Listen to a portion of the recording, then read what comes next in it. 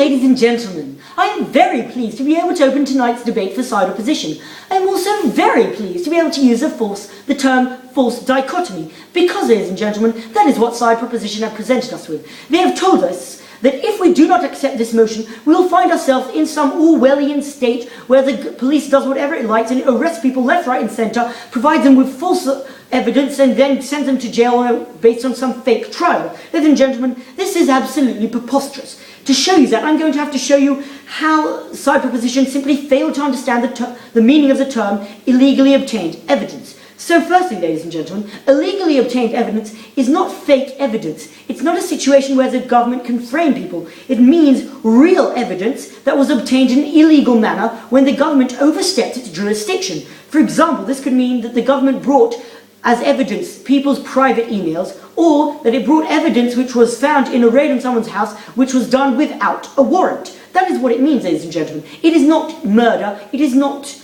and it doesn't mean that the government can do whatever it likes.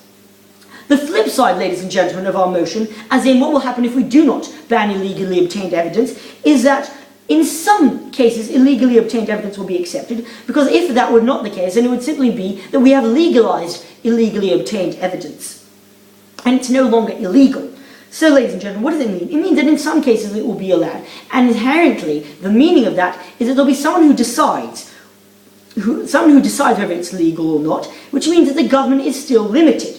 So, ladies and gentlemen, you can see quite clearly that both of the side proposition's central arguments simply fail. So their first argument was that if we allow illegally obtained evidence, we'll find ourselves in some Orwellian state where the government does whatever it likes. That is simply untrue, because there are still things that are illegal.